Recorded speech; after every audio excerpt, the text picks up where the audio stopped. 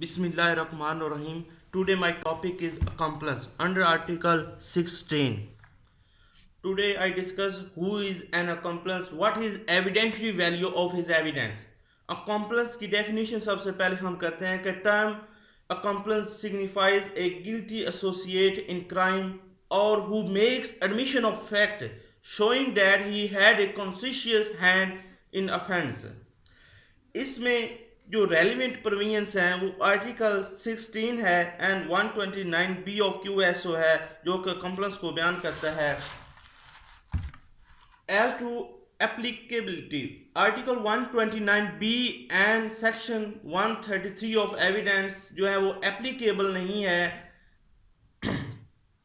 Article 129 और article 16 में फ़र्क क्या है? आर्टिकल 129 जो है वो सिर्फ एक प्रिजम्पशन है, जबकि आर्टिकल 16 जो है वो एक्चुअली एप्लीकेबल है एविडेंस ऑफ अकम्पलिस में।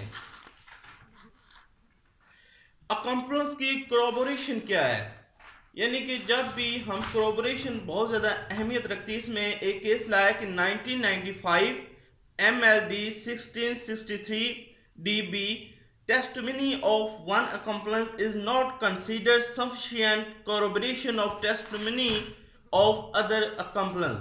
Rule of participes criminis ये सबसे इम्पोर्टेंट तीन एक पॉइंट है जिसे समझना बहुत ज़रूरी होता है कि जब भी कोई एक मुल्ज़म है वो अकम्पलिस की सूरत इख्तियार करता है तो उस सूरत में ये देखना ज़रूरी होता है कि आया कि वो जो जुर्म किया गया है उसमें वो पूरी तरह शरीक था, यानी पार्टिसिपेट उसने किया था।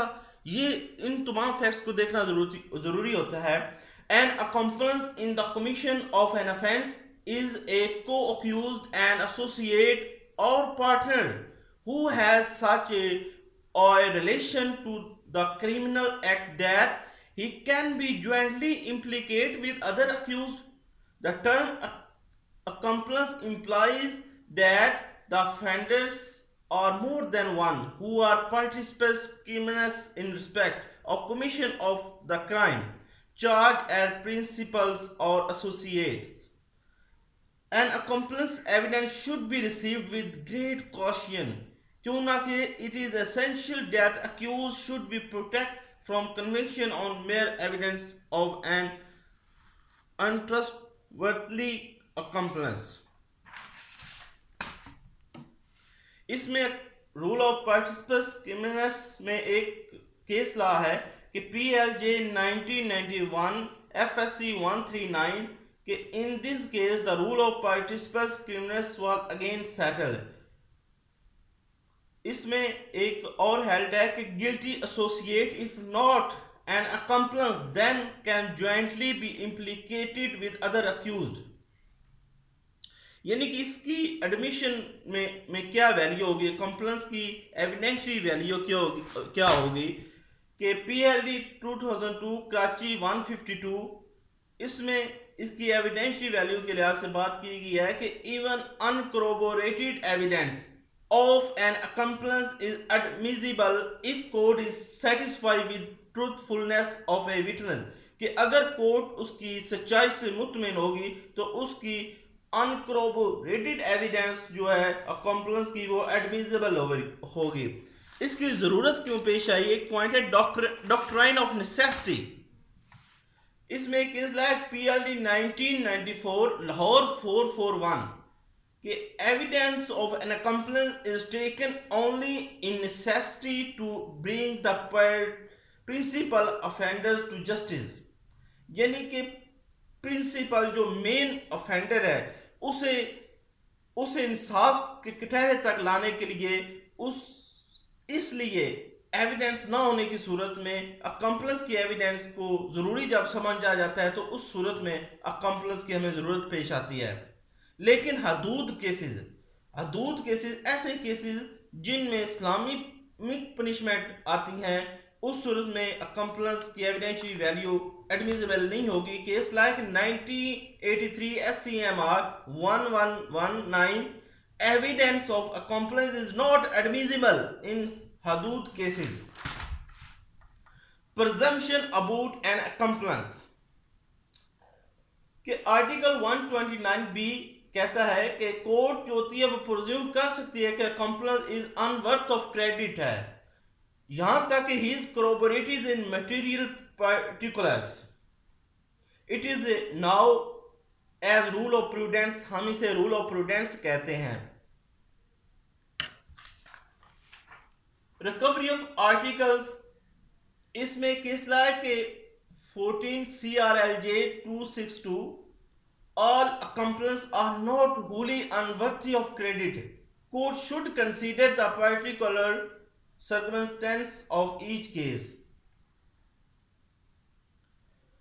Time declaration of an accomplice, यानी जब वो कहते हैं कि ट्रायल शुरू होने से पहले ही अकम्प्लिस की डेथ हो जाती है, उस सूरत में उसकी जो एविडेंशियरी वैल्यू होगी वो एडमिसिबल होगी, यानी कि confession of accused person who is death time declaration implicate himself and accused in crime is admissible under Article 46(3) and is not excluded by illustration B to A 43, यानी कि article जो 46 rule 3 है QSO का, उसके मुताबिक जब कोई शख्स जो अकम्प्लिस डिक्लेयर किया गया है वो ट्रायल से पहले उसकी डेथ हो जाती है, तो उस सूरत में उसका जो बयान होगा वो एडमिसिबल होगा। इस बारे में एक केस है मोहम्मद वर्सेस एम्पेरियर कि time declaration of an accomplice is admissible under article 46 of QSO order if the accomplice dies before trial.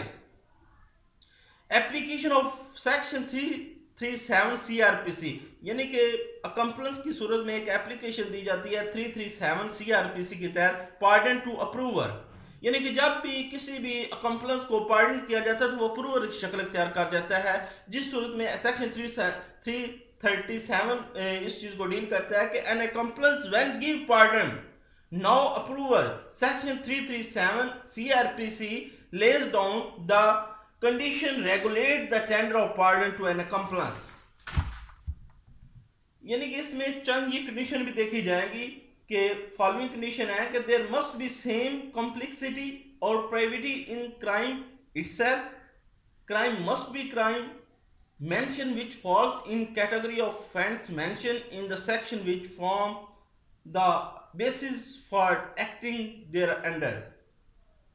Pardon का मकसद क्या होता है, इसमें जो मैं आपको केस लॉ के साथ ही बताऊंगा, Kuntan Lal versus emperor, a person to whom pardon has been granted under section 337 के तहत जब किसी शख्स को पार्डन किया जाता है इज ए क्रिमिनल प्रिजन, तो वो क्रिमिनल प्रिजन होगा and can only B confined judicial prison, उसे जुडिशियल कस्टडी में रखा जाएगा, ना कि उसे पुलिस कस्टडी में दिया जाएगा। जब भी किसी शख्स को अंडर सेक्शन 337 CRPC के तहत पार्डन ग्रांट किया जाता है तो उस सूरत में उसे जुडिशियल ना कि पुलिस कस्टडी में रखा जाएगा। Thanks for watching.